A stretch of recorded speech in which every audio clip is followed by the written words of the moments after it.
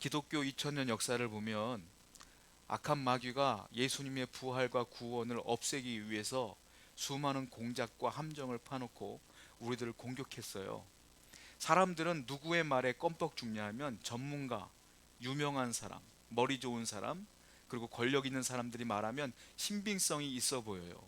그러다 보니까 악한 마귀는 그 유명하고 세계 석학들을 통하여, 유명한 교수를 통하여, 유명한 정치인들을 통하여 예수는 부활이 없다, 이것들을 계속 설파하고 다녔으며, 그리고 그 소설 같은 거, 책 같은 것들을 쓰면서 예수의 부활은 거짓말이다라는 것들을 많이 썼어요.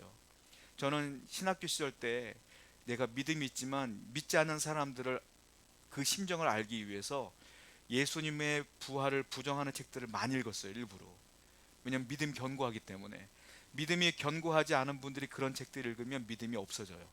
그러니까 제가 절대 권고하진 않지만 저는 그 심정을 알기를 원했기 때문에 뭐 예수는 없다부터 시작하여 이런 책들을 많이 읽었었거든요. 하나같이 말도 안 되는 얘기로 얘기를 하는데 유명한 사람들이 써요. 그러니까 믿음이 약하거나 없는 사람들이 그 책을 보면 그럼 그렇지, 성경은 거짓말이야 라고 다 넘어가게 돼 있어요. 2000년 역사 가운데 수많은 이단들이 생긴 이유가 뭐냐면 수많은 사람들이 예수님의 부활을 그렇게 부정한 일이 많았었다는 거예요. 예를 들자면 이런 거예요. 제가 부활절 때마다 이런 얘기를 했는데 이런 얘기가 있어요. 예수님의 부활은 거짓말이다. 왜냐하면 맨 처음에 예수님의 부활을 목격했던 막달라 마리아 그리고 여러 여인들이 목격했던 그 무덤이 있는데 그분들이 무덤을 갔더니 무덤이 열려 있었거든요. 무덤이 비어 있었어요. 그래서 예수님이 부활했구나라고 소문을 냈잖아요. 그러니까 그 여인들이 너무 슬픈 나머지 예수님의 무덤과 다른 사람의 무덤을 착각을 했다, 이렇게 주장을 해요. 이걸 무덤 오인설이라 그래요.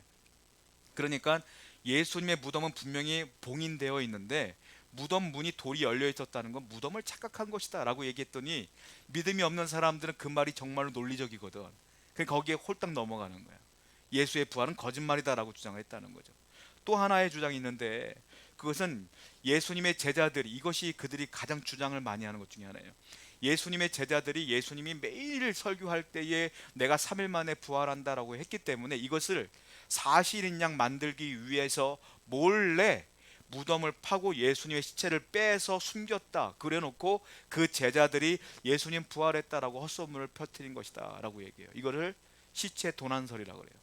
예수님의 제자들이 시체를 훔쳐갔다라고 주장을 해요. 이게 다 마귀들이 다 꾸며낸 얘기들이라는 거죠. 그리고 또 하나는 예수님이 십자가에 죽었다고 하는데 사실은 죽은 게 아니다, 깊이 기절했던 것이다. 기절한 사람을 죽은 양 우리가 무덤에 넣어놨더니 나중에 예수님이 깨어나서 도망간 것이다, 이렇게 얘기해요. 그러니까 부활은 없다, 이렇게 주장하는 경우도 있다는 거예요. 그리고 어떤 사람도 또 이렇게 얘기를 하죠. 제자들이 예수님을 봤다, 부활한 예수님을 봤다는 사람이 한두 명이 아니거든요. 부활하신 예수님께서 40일 동안 이 땅에 계시다가 나중에 40일 후에 승천하셨어요. 40일 동안 제자들에게 보이시며 500의 제자들까지 다 보였단 말이에요. 그 사람들이 하나같이 말하는 게 예수님 부활했습니다라고 주장을 하니까 사람들이 뭐라고 말하냐면 거짓말이다, 사람들이 예수님을 너무 그리워한 나머지 헛것을 본 것이다, 환상을 본 거야, 환각설. 그러니까 이 사람들이 너무 슬퍼서 잘못된 거다, 이렇게 얘기를 해요. 또 어떤 얘기는 다 필요 없고 이건 전설이야, 신화야, 거짓말이야, 성경은 다 거짓말이야 라고 주장하는 사람도 있어요. 우리는 이런 얘기를 들을 때마다 아이고 참 웃긴다 라고 말하겠지만 믿음이 없는 사람들은요, 이 얘기를 듣잖아요, 막 흔들려요. 믿음이 약한 사람들은 정말 그런가, 부활이 없나, 이렇게 흔들린단 말이에요. 이래서 믿음으로 있다가 믿음을 잃어버린 사람이 한두 명이 아니에요, 역사적으로 봤을 때. 다행스러운 건 저와 여러분들은 이 믿음을 지금까지 견고하게 지키고 있다는 게 은혜다. 하나님의 은혜로 이 믿음을 지키고 있는 거 아니겠어요? 또 얘기를 듣자면 2006년도인가요? 유다복음이라는 게 발표됐어요. 여러분 혹시 들어보신지 모르겠어요. 이 유다복음은 1976년도에 이집트에 어 뭐라 하죠? 이걸 오래된 물건을 파는 걸 뭐라 그러죠? 그 단어가 생각나는데 골동품 가게. 골동품 가게에서 이 유다복음이 처음 발견됩니다. 그래서 내셔널 지오그래픽에서 이 유다복음을 가져다가 다시 그 언어로 번역을 다 했어요. 영어로 독일어로 다 번역을 해서 발표를 했어요, 유다복음이. 그때 학계에 난리가 났어요. 종교계에 난리가 났어요. 유다복음이 진실이다, 성경은 거짓말이다, 성경을 다 반박하는 일이구나, 유다복음이 진실이라고 학교가 난리가 난 적이 있어요. 저는 그걸 보고 난리가 날 이유가 하나도 없는데 난리가 났어. 왜? 가뜩이나 기독교를 좋게 보지 않은 사람들은 이것이 진리인 양 착각을 하여 난리가 난 거예요. 유다복음의 내용이 뭔 줄 아세요? 이런 내용이에요. 자, 가룟 유다 아시죠? 가룟 유다가 예수님을 배반했잖아요. 이게 성경적 내용이잖아요. 예수님을 배신하고 자살했지 않습니까? 그런데 가룟 유다 복음은 뭐냐면 어떤 내용이냐면 아니다라는 거예요. 유다 복음의 내용은 이거예요. 예수님이 십자가에 달려 돌아가셔야 되는데 로마 군인들이 예수님 못 잡아잡고, 그러니까 예수님이 유다를 은밀히 불렀대요.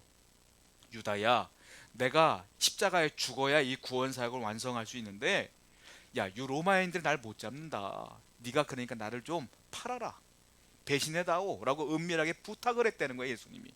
그 유다는 그러기 쉽지 않았지만 예수님이 간곡하게 부탁하기 때문에 어쩔 수 없이 로마 군인들에게 예수님을 팔아넘긴 거라는 거예요. 그러니까 유다복음의 내용은 뭐냐면, 진짜 충성된 제자는 11명의 제자가 아니라 이 12명의 제자는 유다가 진짜 충성된 제자가 아니겠느냐, 이 내용이 유다복음인 거예요. 기가 막히지 않습니까? 이게 진실이라고 떠들고 있는 거예요. 성경은 거짓말이라고. 근데 유다복음의 실체를 여러분 아셔야 될 게 뭐냐면, 유다복음은 누가 쓴 거냐면 AD 1세기 2세기경에 초대교회를 흔들었던 이단이 있었어요. 그 이단이 뭐라고 말하면 영지주의라는 이단이에요. 영지주의는 어떤 거냐면, 육체는 무조건 더러운 거고 영은 무조건 깨끗한 거야. 하나님이 육체를 창조했음에도 불구하고 육은 무조건 더러운 것이다, 악이다고 얘기했던 거야. 또 하나는 성도들을 꼬셔요. 꼬셔고 뭐라고 말하냐면, 야, 사도 바울이 말했던, 사도들이 말했던 그 말씀 말고, 복음 말고 내가 또 다른 거, 은밀한 게 있어. 하나님이 나에게만 말해준 게 있어. 내가 그걸 가르쳐 줄게. 그래서 그것을 은밀하게 전해줬어. 그게 이단이야. 그게 영지주의야. 그 이단이 지류가 있는데 소수파가 있어요. 그 소수파의 몇 명이 쓴 게 유다복음이요. 그러니까 유다복음은 결국 뭐예요? 이단 문서다 이거죠. 근데 그 이단 문서 가지고 성경을 잘못됐다고 판단한 난리도 아니었어요, 그 당시에. 저는 이거 보고 기가 막혔어요. 그런데 다시 말씀드리지만 그 말에 현혹된 사람들이 한두 명이 아니다라는 거죠. 믿음이 흔들린 사람. 예전에 여러분 기억하실지 모르겠어요. 책으로 출판됐다가 영화화된 게 있어요. 다빈치 코드라는 영화가 있습니다. 아셔요? 댄 브라운이라는 분이 추리소설을 썼어요. 다빈치 코드라고. 그것이 영화돼 갖고 영화로 개봉됐는데 기독교계에서 성도들 보지 말라고 막 광고하고 그랬어요. 왜냐면은 우리 같은 목사 같은 사람들이 그걸 봐도 상관이 없어요. 근데 초신자들이 그걸 보면 믿음이 흔들려 버리니까 보지 말라 그랬어요. 저는 다빈치 코드를 봤어요. 재밌더만요. 영화는 재밌어. 근데 내용은 정말로 성도들이, 믿음 약한 성도들이 보면 헷갈릴 만해. 그 댄 브라운의 추리소설 그 다빈치 코드는 어떤 내용이냐면 이런 내용이에요. 자, 예수님께서는요, 우리가 알다시피 예수님은 십자가에 돌아가셨잖아요. 근데 댄 브라운의 그 다빈치 코드 내용은 그거야. 예수님은 결혼을 했다는 거야. 누구와? 막달라 마리아와 결혼을 했대, 몰래. 결혼을 해서 아이를 낳는데 그 아이 이름이 사라야. 근데 사라가 아이가 낳는데 이거를 또 사라의 후손들이 지금도 태어나서 있다는 거예요.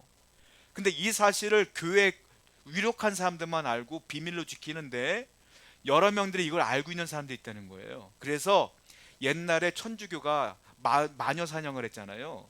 그게 마녀가 아니라는 거야. 뭐냐면 이 비밀을 알고 있는 사람들을 마녀라고 치부하면서, 이단이라고 치부하면서 다 화형시켜서 천주교에서 다 죽여버렸다는 거예요, 카톨릭에서.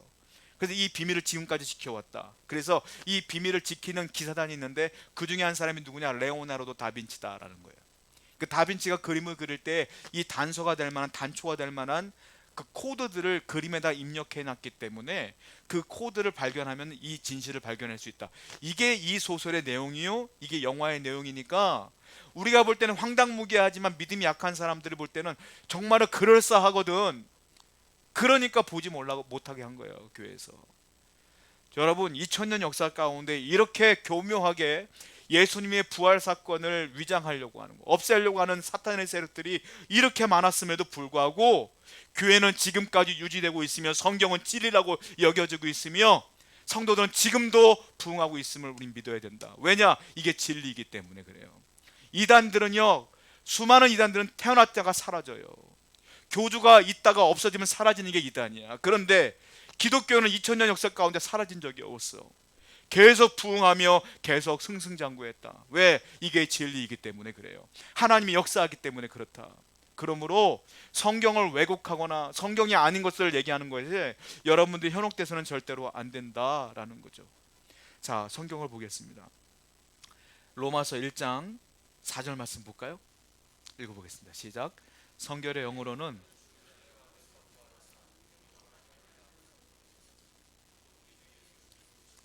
부활하사, 주님께서 성결의 영, 즉 성령으로 부활했다라는 거예요. 부활한 것이 무엇이냐? 이분이, 예수님이 부활한 것 자체가 예수님이 하나님의 아들로 선포된 대관식이다 이거예요.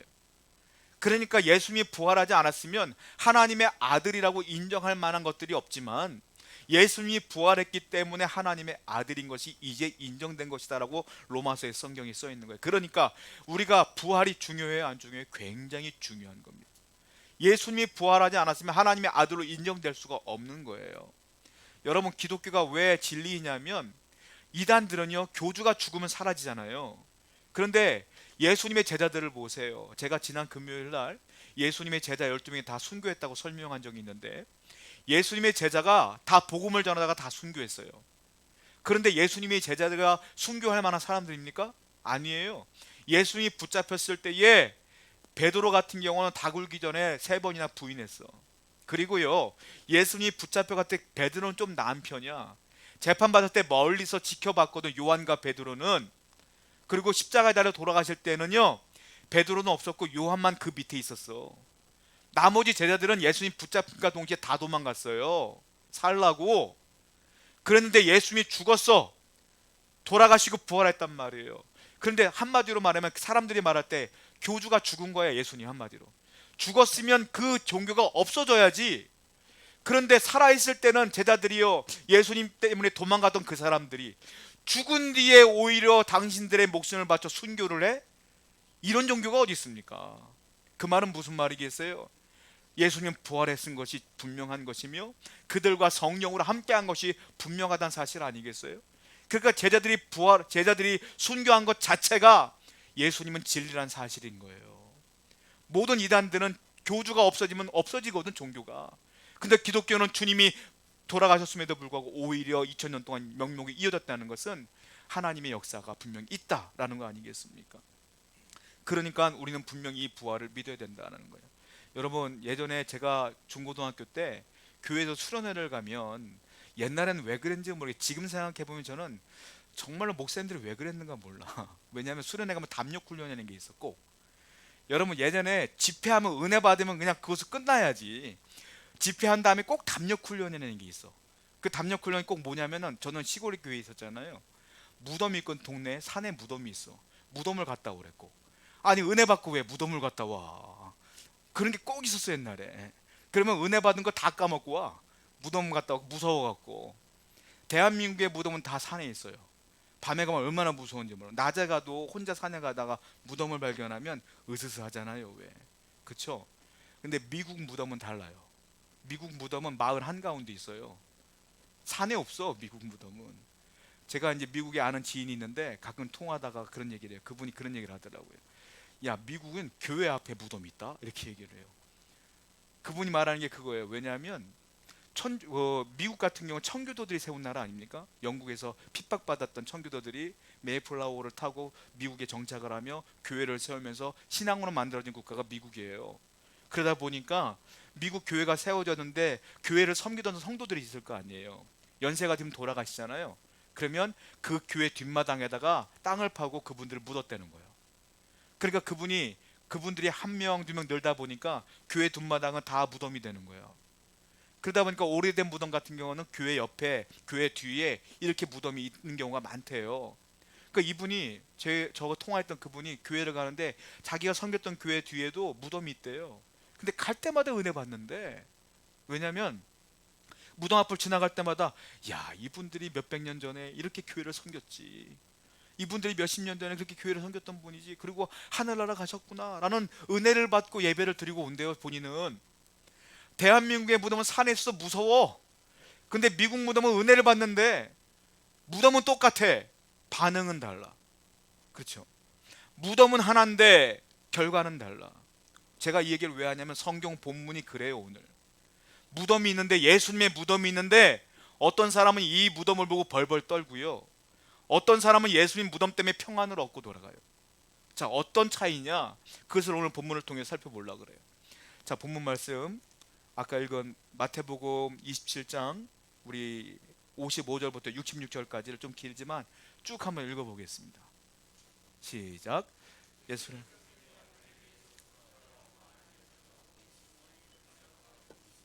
그 중에는 막달라 마리아와 또 야고보의 요셉의 어머니 마리아와 또 세베대 아들들의 어머니도 있더라. 저물었을 때에 아리마다의 부자 요셉이라 하는 사람이 왔으니 그도 예수의 제자라.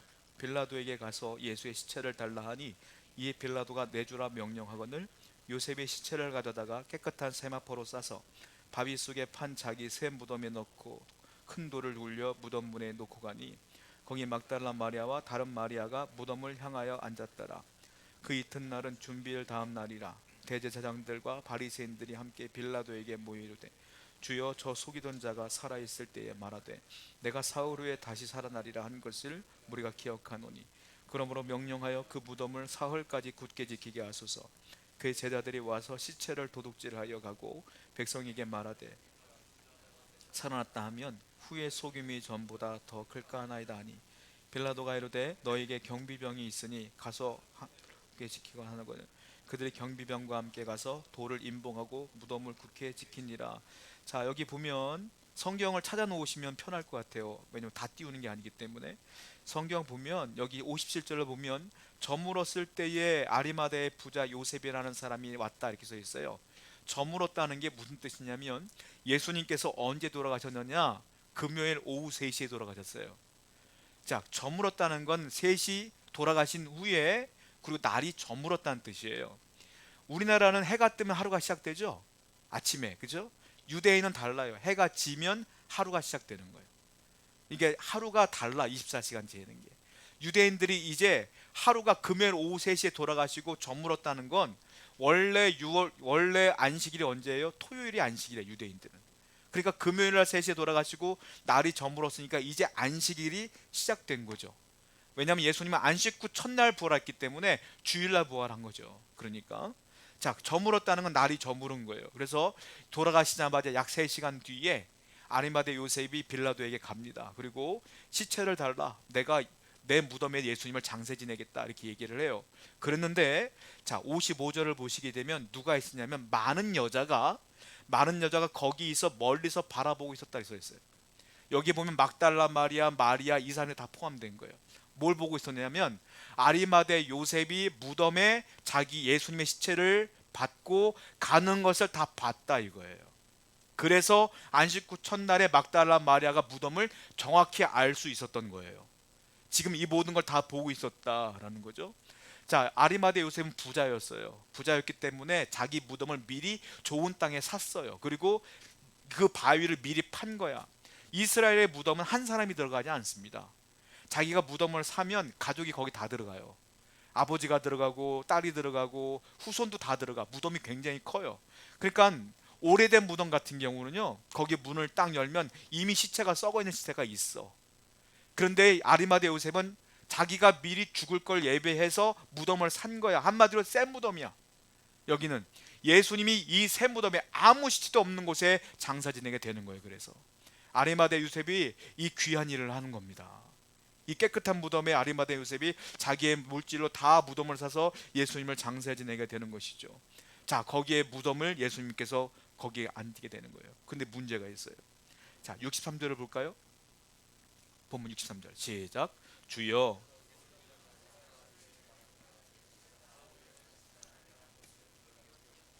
이게 누가 말하는 거냐면 예수님을 죽인 바리새인들, 그리고 대제사장, 서기관들, 유대인들이 이제부터 무서운 거야. 왜냐하면 아니, 자기들을 죽이려고 했던 예수님이 돌아가셨잖아요. 이제 그럼 발 뻗고 자야 될 거 아니에요. 이제 행복해야 될 거 아니에요. 근데 이때부터 두렵기 시작해. 왜 두렵냐면 예수님이 매일매일 복음 전할 때마다 하신 말씀이 있어요. 뭐냐면 내가 죽은 뒤에 사흘 만에 부활하리라. 부활하리라 늘 설교했거든. 그러니까 막상 죽여놓고 보니까 이제 불안한 거야. 예수님이 부활하시면 예수님이 하나님의 아들인 게 증명되는 거 아니에요. 그럼 자기들의 욕심으로 예수님이 하나님의 아들 메시아인데 죽인 것이 들통나는 거 아니에요. 그러면 사람들이 가만히 있겠냐고. 그러니까 불안한 거야. 이 부활을 어떻게든 막아야 되겠는 거야. 이 사람들이 두렵기 시작해요. 그리고 또 64절 보세요. 읽어보겠습니다. 시작. 그러므로 명령하여.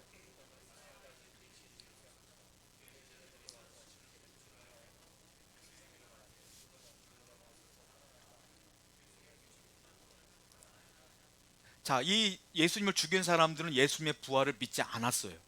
믿지 않았지만 뭘 두려워하는 거냐면 예수님의 제자들이 예수님의 시체를 훔쳐다가, 아까 말씀드린 것처럼 훔쳐다가 예수님 부활했다 라고 말하면 사람들이 동요될까 봐 그게 두려운 거야. 자기들의 권세가 땅에 떨어질 것 같은 거야. 그러니까 빌라도를 찾아가요.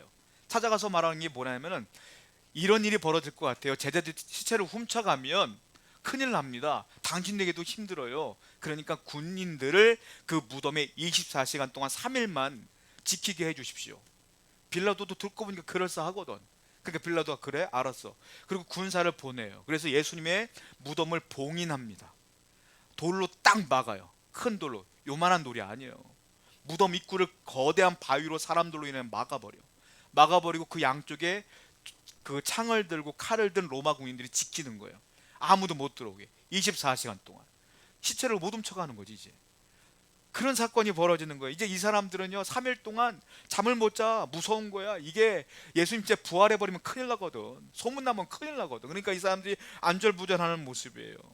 참 기가 막힌 문제가 뭐냐면, 그런데 이 사건이 예수님의 부활의 결정적인 증거가 된다는 거예요. 왜냐? 로마 군인이 무덤을 지켰기 때문에, 봉인했기 때문에 그 어떤 사람도 예수님의 시체를 훔쳐갈 수가 없는 상황이 된 거예요. 그런데 예수님 부활했잖아. 우리가 알다시피. 그러니까 제자들이 훔쳐갈 리가 없지. 그러니까 이 부활이 완벽한 증거가 되는 거예요. 그 대제사장과 서기관들은, 바리새인들은 자기들이 머리를 써서 지킨 거지만 하나님은 한 수 위. 아니 뭐가 한 수 위야? 천수 위지. 하나님은 그들의 그 머리 쓰는 걸 다 이용해서 하나님은 부활의 증거로 삼으신 거예요. 그러니까 이 부활은 완벽하게 이루어지게 된 것이다. 사람이 아무리 머리를 써도 하나님을 이길 수가 없어요. 여러분들이 하나님을 배반하는 마음으로 어떤 마음을 품어도, 악한 어떤 사람들이 하나님을 대적할지라도 하나님을 이길 수 없어요. 그럼 우리는 어떤 일을 만날 때마다 어떻게 되겠어요? 기도해야죠. 하나님께 물어야 되며 하나님께 여쭈어야 되며 하나님께서 내 길을 인도할 걸 기대해야 돼요.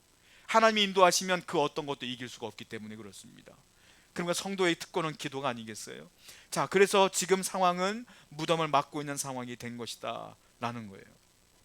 얼마나 오묘합니까? 옛 속담에 그런 거 있잖아요. 사람을 때리는 사람은 잠 못 자요. 근데 맞은 사람은 편하게 잔다는 얘기가 있어요. 그 말이 맞아. 제자들은 지금 예수님의 시체를 훔쳐갈 생각조차 안 하고 있는데 오히려 대적자들이 그런 생각까지 하고 있으며 그 부활의 증거들을 본인에 다 만들어 놓은 거 아니겠습니까?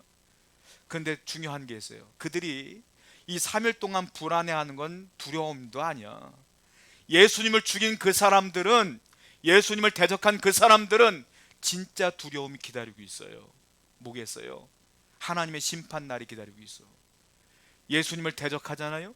예수님을 믿지 않잖아요. 나중에 이 땅을 살다가 하늘나라 가면 그때부터 진짜 두려움이 시작되는 거예요.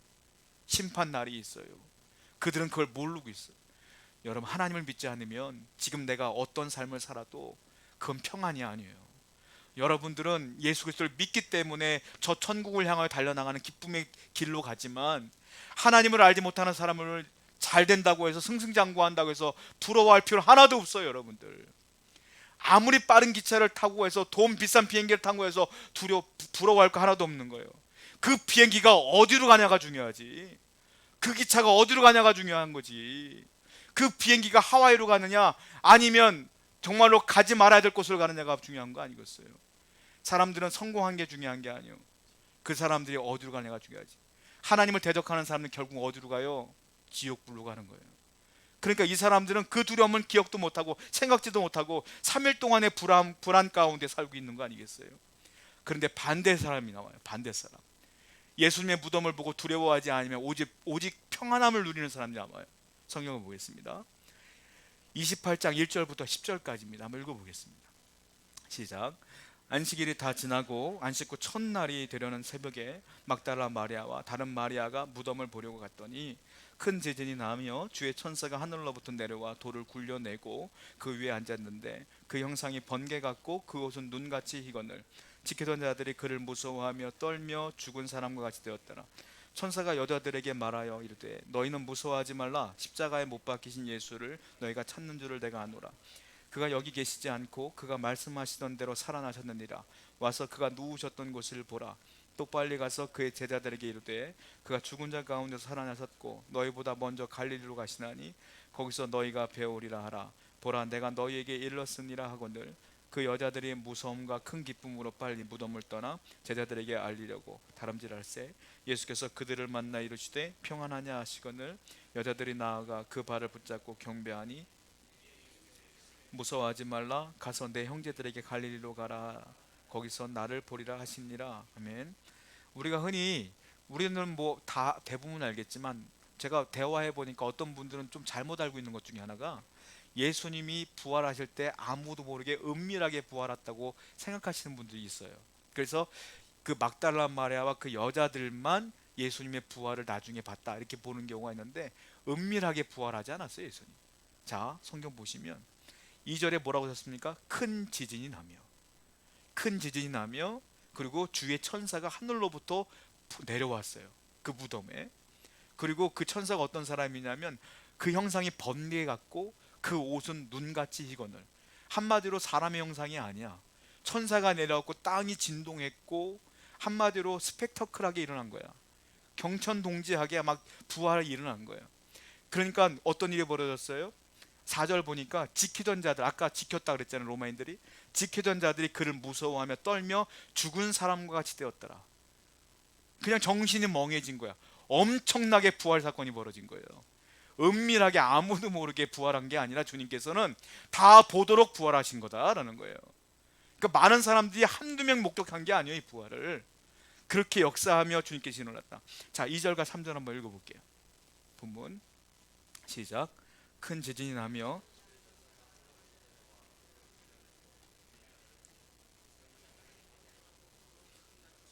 큰 지진이 나는데 로마군이 지키고 있음에도 불구하고 천사가 내려와서 그 앞에 내려와가지고 군인들이 있는데 그 돌을 싹 굴려내 그 앞에다. 로마 군인들은 아무것도 못하는 거예요. 무서워 덜덜 떨고 있는 거예요. 여러분 생각해 보세요. 형상이 번개 같대요, 번개. 여러분 번개를 눈으로 볼 수 없잖아요. 그만큼 환하게 오신 거예요. 그리고 하얗대. 그 천사가 왔으니 사람이 그 앞에서 어떻게 할 수 있겠어요? 심지어 막달라 마리아와 마리아도 예수님을 만나러 왔다가 그 무덤 앞에 왔다가 그 천사를 보고 같이 두려워합니다. 4절 말씀 볼게요. 4절 시작. 지키던 자들이 그를 무서워하며 떨며, 예, 이런 상황이 벌어서 또 5절도 볼게요. 시작. 천사가 선생님,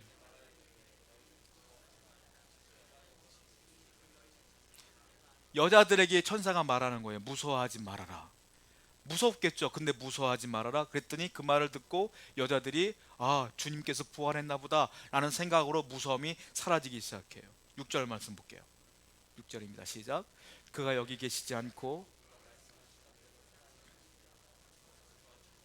천사가 친절하게 말합니다. 주님 부활했다.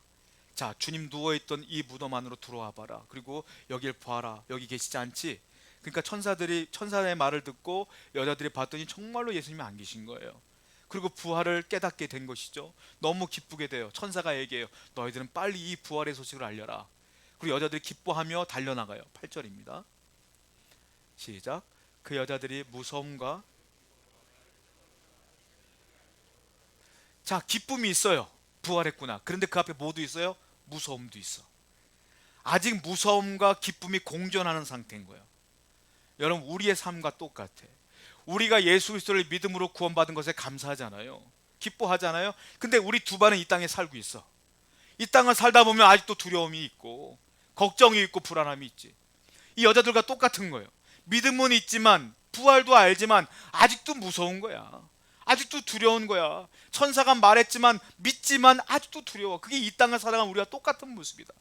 그런데 이 두려움마저 예수님께서 사라지게 해주세요. 자, 9절과 10절입니다. 9절과 10절 시작. 예수께서 여자들이 나와 무서워하지 말라, 가서 내 형제들에게 갈릴리로 가라. 그 여인들이 막 달려가고 있는데, 무서움과 기쁨을 공존한 마음으로 달려가고 있는데, 예수님께서 그들이 무서워하는 걸 알고 있었던 것 같아요. 예수님이 부활하신 주님이 갈릴리로 가셔야 되는데 가시지 않고 바로 이 여인들 앞에 나타나셔요. 나타나시고 뭐라고 말합니까? 9절에 평안하냐 인사를 하는 거예요. 샬롬 이렇게 인사하는 거예요. 그랬더니 이 여인들 10절 말씀 보니까 예수님이 이렇게 말씀하세요. 이제 무서워하지 말아라. 천사도 무서워하지 말아라 얘기했고, 예수님도 무서워하지 말라 그랬어요. 천사가 무서워하지 말라고 했을 때는 기쁨이 있었긴 했지만 아직도 무서움이 남아 있었어. 그런데 예수님이 나타나서 무서워하지 말라고 했을 때 이 여인들에게 남아있던 그 무서움은 싹 사라지게 돼요. 왜냐? 천사는 처음 본 거야 그날. 근데 예수님은 3년 동안 동행했던 분이야. 그 예수님이 계신 거야. 즉 하나님과 나 사이에 예수님이 들어오신 거야. 익숙하신 예수님이. 그러니까 두려워했던 그 마음이 중보자 예수님으로 말미암아 그 두려움도 사라지게 되는 거예요. 우리의 두려움을 말끔하게 제거하시는 분은 누구냐? 예수님이다. 하나님은 내게 기쁨을 주셔요. 그러나 이 땅을 살아가는 나에게는 아직도 두려움이 있어. 그러나 그 두려움마저 없애는 분이 누구냐? 예수 그리스도가 마저 없앤다 이거야. 내가 예수님을 믿는 그 믿음으로 살아가면 이 땅을 살아가는 여러분들 가운데 있는 그 두려움마저 사라진다. 그러니까 우리는 이 땅에서 뭘 해야 되겠어요? 예수를 붙들고 살아야지. 그분의 말씀을 듣고 살아야 되지 않겠어요? 그 주님께서 이 무덤을 달려 나오는 그 여인들에게 평안을 선물해 주셨다는 거예요. 무슨 말이에요? 똑같은 무덤을 봤어요. 바리새인들은 두려워 떨고 불안해 떨지만 이 여인들은 기쁨에 충만하여 갈릴리로 달려가. 자, 무슨 차이예요? 예수님을 믿는 자는 기뻐하지만 예수를 믿지 않는 사람은 불안해 떠는 거예요. 여러분들이 그리스도를 믿기 때문에 세상을 살지만 그래도 마음 가운데 기쁨이 있는 거예요. 내가 잘 되느냐 안 되느냐 그건 둘째 문제야. 내 마음에 기쁨이 있고 구원이 있기 때문에, 감사가 있기 때문에 평안이 있는 거 아니겠습니까? 다시 이 부활의 아침에 이 기쁨을 회복하시고 평안을 누리시는 여러분 되기를 축원드립니다. 예루살렘에 가면 성지 순례하는 코스가 있어요. 거기 보면은 예수님의 무덤이라고 하는 곳이 있는데, 개신교도들이 가는 예수님의 무덤이 있고요, 천주교인들이 가는 예수님의 무덤이 두 군데가 있어요. 자, 카톨릭에서 성지라고 하는 곳이 있는데 여기가 예수님의 무덤입니다라는 곳이 있어요. 거기가 성묘교회라는 곳이에요.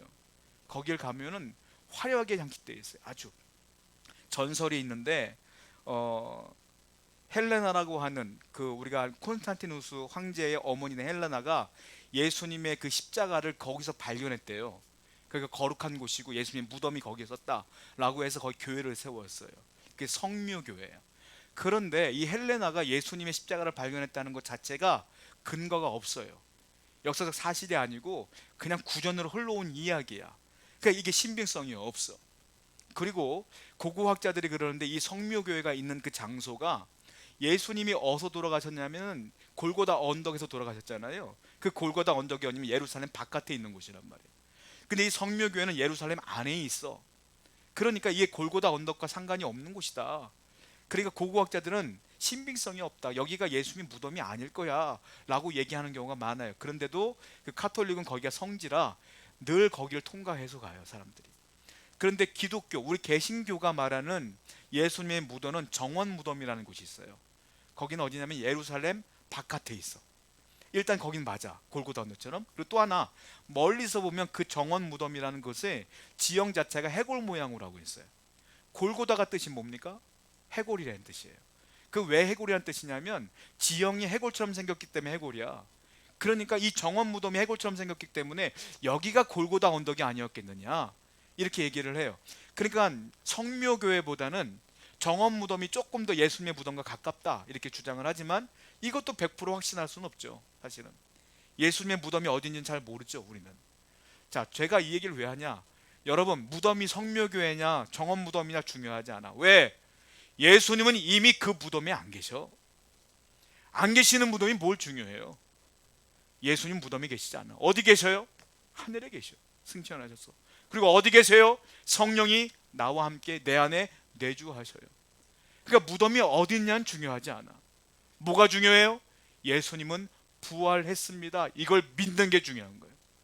여러분들이 이 사실을 믿는다면 주님은 영원히 여러분과 내주하실 것이며 동행하실 것이며 마리아와 그 여인들에게 주었던 평안이 여러분 가운데 계속적으로 흘러넘치게 될 줄로 믿습니다.